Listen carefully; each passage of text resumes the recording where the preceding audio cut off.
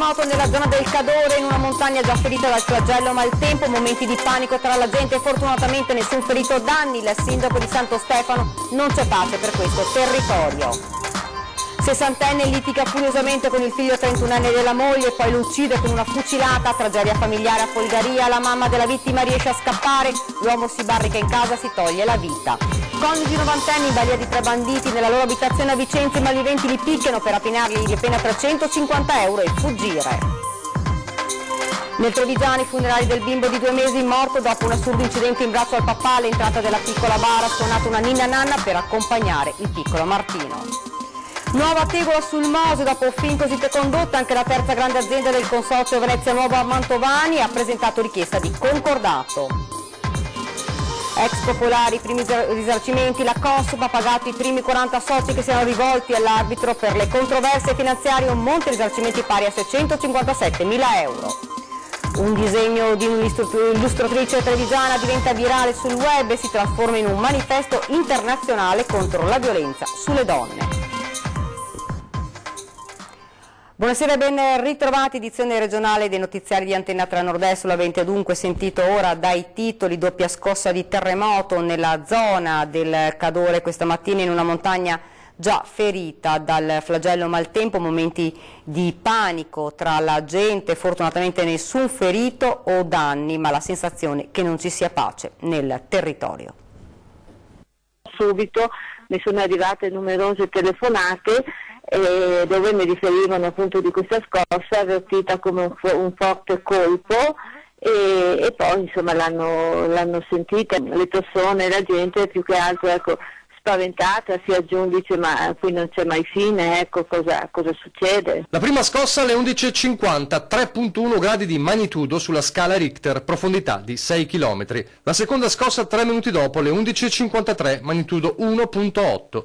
Si manifesta così in pochi istanti di paura il sisma che sembra uno schiaffo alla montagna già ferita. Dolomiti Alto Bellunese, la terra che trema avvertita da Cortina a Sappada passando per Belluno, ma è soprattutto in Comelico Alto Cadore che il colpo lascia il segno. Non per i danni che fortunatamente non vengono registrati né a cose o persone, ma per il morale già a terra della gente. A Santo Stefano di Cadore, comune più vicino all'epicentro, la sensazione è stata una sola. Sembra senza pace anche questa scossa, sembra quasi così, io l'ho anche interpretata così, io ripeto per fortuna senza danni, proprio la terra che si ribella, che un po' vuole dare un qualche segnale, un qualche monito insomma, e quindi è un periodo difficile, ecco. Perché anche questa è una terra ferita e lacerata dal flagello maltempo. Abbiamo ancora delle famiglie nel mio comune e anche nel comune vicino di San Pietro ancora che non sono rientrate nelle proprie abitazioni e si fa la conta dei danni e man mano che i giorni passano ne escono di nuovi, nel senso che la natura, veramente anche l'aspetto, il paesaggio, cioè veramente in molti luoghi, in molti posti totalmente stravolto e che non si sa neanche bene dove iniziare, come a ripristinare. Probabilmente alcune situazioni non potranno neanche mai essere più ripristinate. E mentre ancora si lavora per salvare il salvabile, arrivano colpi che non ti aspetti. Preoccupa che qui già la popolazione del territorio è da un punto di vista morale, psicologico provata per la recente alluvione, che quindi qualsiasi cosa che si aggiunge chiaramente diventa pesante, forse solo anche a livello psicologico e morale. Ed ora la tragedia familiare avvenuta ieri sera a Folgaria, una località turistica di 3.200 abitanti, un paese sotto shock, un uomo di 60 anni, Massimo Toller, dopo una lite violenta ha sparato con un fucile al figlio della moglie, poi si è barricato in casa e si è ucciso. Sul posto i corpi speciali dei carabinieri, un negoziatore, il servizio. Una lite familiare terminata nel sangue, una tragedia che si è consumata a Folgaria, paesino di 3.200 abitanti, tranquillo, una località turistica del Trentino. Tutto è iniziato con una lite violenta fra Massimo Toller, 60 anni, ed il figlio della moglie, Alessandro Pighetti, 31 anni. In quel momento la madre non è in casa. Fra i due iniziano a volare parole grosse, fino a quando l'uomo estrae una pistola, ma il giovane riesce a disarmarlo ed avvertire la madre. La situazione sembra tornata alla calma calma, ma non è così. Verso le 19:30 si scatena nuovamente il putiferio. I due ricominciano a litigare. In casa è arrivata anche la mamma, Renata Toller. Questa volta il sessantenne imbraccia un fucile che neppure i familiari non pensavano avesse in casa ed esplode un colpo a bruciapelo in pieno volto contro Alessandro, che muore sul colpo. La donna terrorizzata scappa attraverso una finestra. Le sirene dei carabinieri rompono il silenzio di Folgaria che piomba in un incubo. Sul posto arrivano i carabinieri, i reparti operativi ed un negoziatore. Toller infatti dopo l'omicidio si barrica in casa, ma nulla valgono i tentativi di aprire un dialogo con lui. Il sessantenne non parla con nessuno. Intanto tutte le strade vengono bloccate per paura che possa tentare la fuga. Dopo diversi minuti interminabili gli uomini dei reparti operativi decidono di intervenire e fare irruzione in casa, ma una volta entrati trovano due cadaveri, quello di Alessandro e dello stesso assassino che dopo l'omicidio si è ucciso sparandosi un colpo. Ed ora ci spostiamo a Vicenza, dove dei banditi violenti rapinano e picchiano in casa due anziani ultra novantenni. Sentiamo. Li hanno presi per le spalle e hanno con la mano fatti zittire e sono andati in giro dappertutto. Si pensa che fossero in 3 o in 4. A parlare è la figlia Maria. Giorgio e Clara, i due anziani di 93 e 90 anni che ieri sera all'ora di cena nelle loro villette via Carpaneda alla periferia di Vicenza hanno vissuto dei veri e propri momenti di terrore. Uno stava guardando televisione in sala, mia mamma era in cucina che stanno finendo di prendere medicine, si cena, poi si prende medicine, quella lì era girata, aveva il televisore aperto, stava guardando la televisione e si è sentita prendere da dietro, hanno messo una mano qua e l'hanno sulla bocca. I malviventi, probabilmente travisati, sono entrati ad una finestra laterale della casa dopo aver cercato di forzarne alcune e subito si sono diretti verso gli anziani che erano in 2 stanze attigue, li hanno immobilizzati. Mia mamma ha un vaso qua rotto, ha fatto male l'orecchio, con le scoriazioni qua in fronte e anche sul viso. Il papà un po' meno, gli hanno dato pugni in testa. Mio papà diceva lasciatemi stare, cosa fate a mia moglie? E loro non hanno detto una parola. Bloccati 2 anziani hanno cominciato a rovistare ovunque in casa, aprendo cassetti e ante delle credenze degli armadi e lasciando il disastro. Alla fine un po' di soldi sono riusciti a trovarli, circa 350 euro. È un po' di soldi, i pochi che loro tenevano in casa, anche perché papà l'apparecchio acustico aveva messo da parte di pagare la rata dell'apparecchio e ecco sono andati quelli insomma. I 2 anziani, soprattutto Clara, sono ancora sotto shock. Saltato il pranzo, hanno preferito coricarsi. La mano che trema, questa volta è stata più brutta. In passato i 2 anziani erano stati vittime di una truffa da parte di una falsa assistente sociale. Dolore e commozione per l'addio al piccolo Martino, il bimbo di 2 mesi morto a Ponzano per un assurdo incidente in braccio al papà.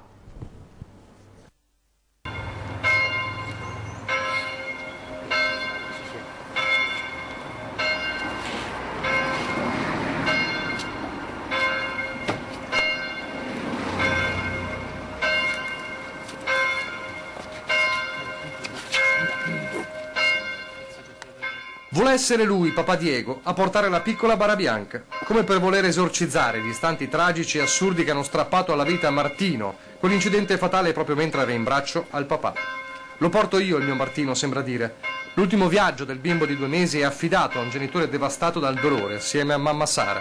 E quando il feretro entra nella chiesa di Vascon di Carbonera, le lacrime scorrono sui volti e i brividi toccano la pelle di tutti.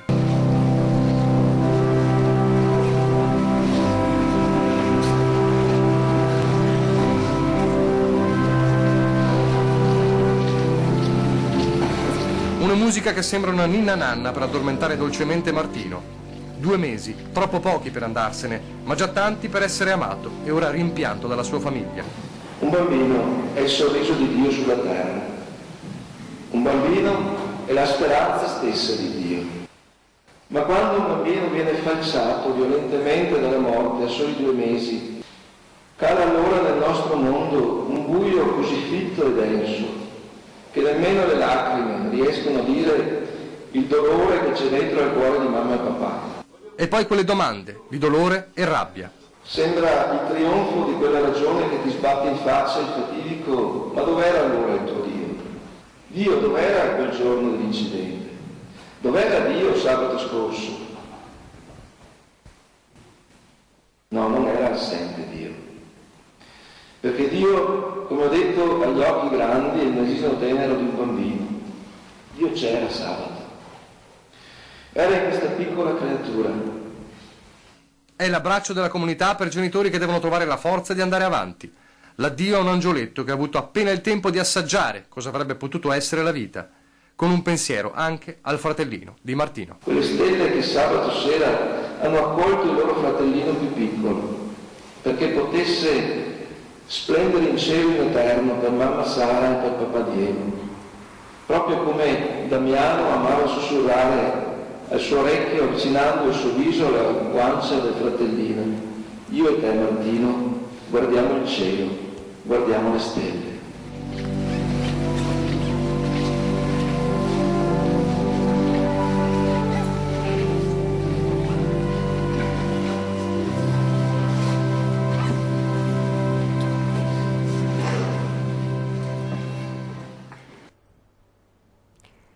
Tragedia all'alba nel Rodigino, una giovane di Cavarzere ha perso la vita in un incidente stradale alle prime luci del giorno.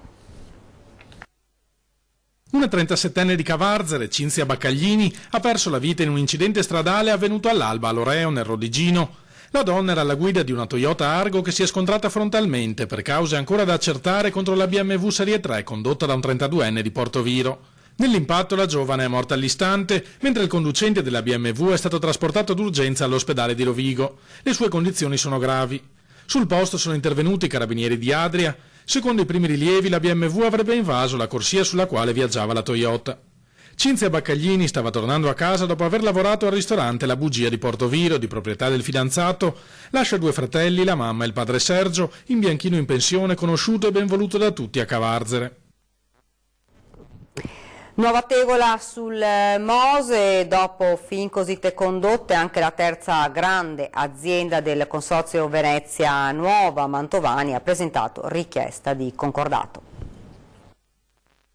L'impresa di costruzioni Mantovani, tra le principali aziende impegnate nella realizzazione del Mose, ha presentato al Tribunale di Padova domanda di concordato in continuità aziendale.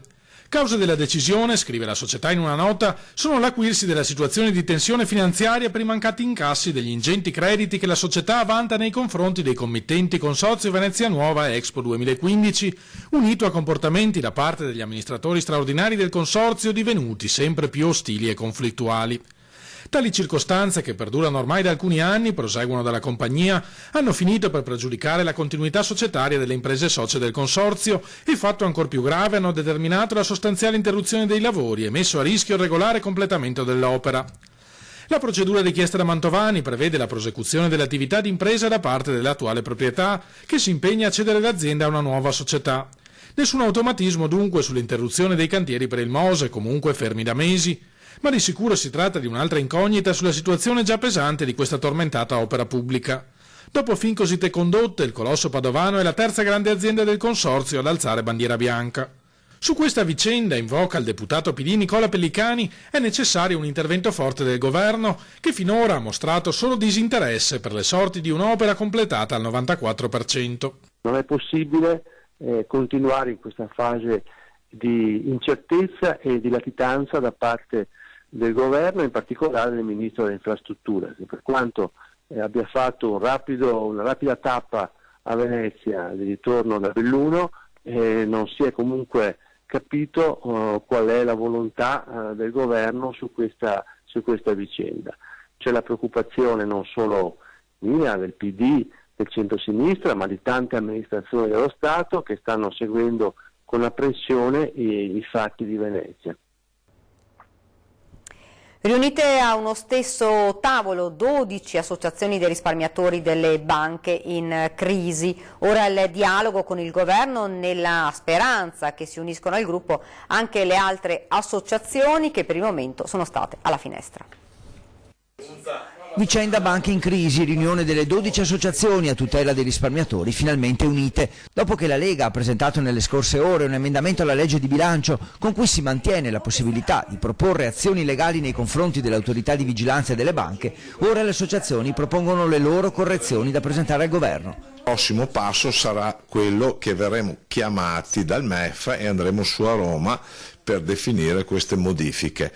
Oggi molto importante che 12 associazioni si sono trovate e hanno eletto il professor Bettiol come referente. Le associazioni inoltre hanno eletto il loro rappresentante nel dialogo con Roma, una voce unica che risponde al nome di Rodolfo Bettiol, docente padovano di diritto penale, che avrà il compito di portare al governo le richieste fatte dai risparmiatori. Abbiamo eletto come referente, perché il MEF voleva un referente, il professor Bettiol.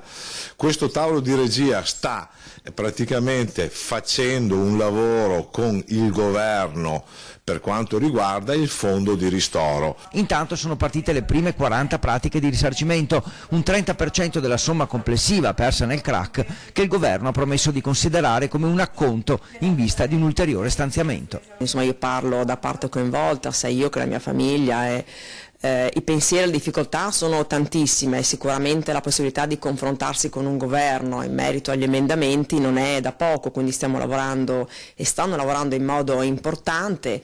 Ci sono ancora dei nodi che vanno sicuramente un attimo chiariti, però diciamo che il percorso intrapreso è un percorso positivo.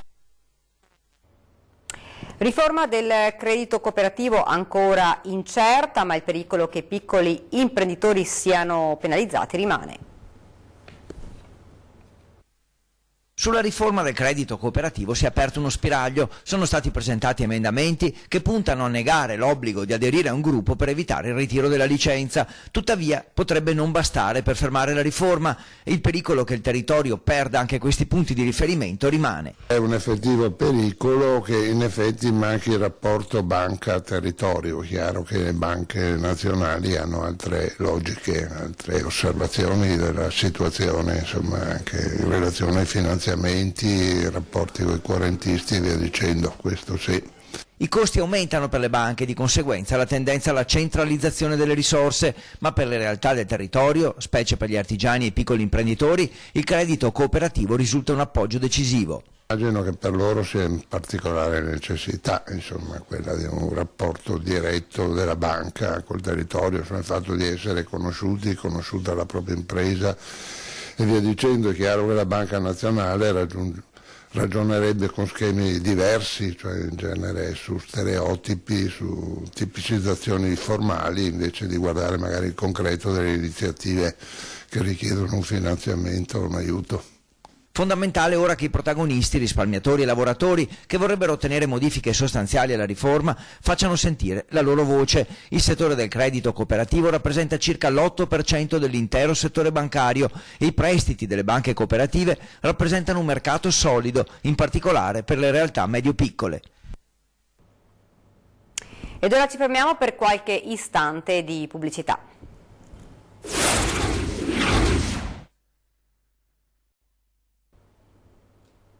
Siamo tornati nuovamente in studio con l'edizione regionale dei nostri telegiornali. Ci spostiamo a Treviso. Il disegno di Marica Zottino diventa un manifesto anti-stupro, un messaggio chiaro, più di 1000 parole, che grazie al web raggiunge tutto il mondo. Un disegno che vale più di 1000 parole. Marica lo realizza in pochi minuti, d'impeto, una rabbia che trasferisce sul foglio e poi direttamente sul web. Un attimo e quel messaggio raggiunge il cuore di tutto il mondo. Io l'ho fatto la sera in modo totalmente spontaneo, anzi se fosse stata una cosa che faccio per lavoro ci avrei messo molta più attenzione, forse in certi dettagli. Quella è uscita di getto e l'ho caricata online prima di andare a dormire, sperando che magari potesse raggiungere un po' delle persone che ho nei contatti delle varie piattaforme, che facesse riflettere e magari documentarsi su quello che era successo, però non mi sarei aspettata che avrebbe rimbalzato con una velocità così forte. Marica non pensava che quel disegno potesse diventare un simbolo della battaglia di tante donne. A scatenare le sue emozioni e la rabbia era stata la notizia della sentenza del Tribunale di Cork che aveva prosciolto dall'accusa di stupro un 27enne, usando come prova a discolpa la biancheria intima indossata dalla vittima 17enne, appunto il tanga. Ho visto che il giorno prima c'era stata una protesta proprio con l'hashtag This is not consent, questo non è consenso, in cui le donne irlandesi hanno marciato a Dublino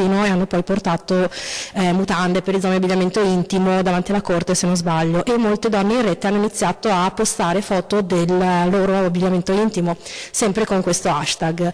A me veniva più spontaneo fare un disegno che aprire il cassetto, diciamo, e forse sentivo molto forte questa rabbia, per cui ho voluto che il perisoma diventasse un po' una bandiera del fatto che abbiamo il diritto di vestirci e di indossare un po' quello che vogliamo e non implica automaticamente consenso. Giornali e televisioni di tutto il mondo si accorgono del significato tanto semplice quanto diretto di quel disegno, una bandiera da portare avanti, e così Marica viene sommersa dalle chiamate. Nella notte mi ha contattato una reporter di AJ Plus, che è il canale di informazione video di Al Jazeera, chiedendomi l'autorizzazione all'utilizzo dell'immagine, chiedendomi se ero l'autrice reale dell'immagine e l'autorizzazione a montarla in un video che stavano realizzando sull'accaduto. E lì ho capito che la cosa stava prendendo proporzioni gigantesche e mi ha fatto molto molto piacere. Non voglio che questo disegno venga utilizzato per fini commerciali, ci dice, ma solo che svegli forse gli animi. Se dovessi lanciare un messaggio, oggi non con la matita ma a voce, cosa diresti alle donne? Semplicemente che un no è un no, più agli uomini che alle donne in questo caso. Ed è davvero tutto per questa edizione del nostro telegiornale, vi lascio alle nostre previsioni del tempo, grazie davvero per averci seguito, buona serata.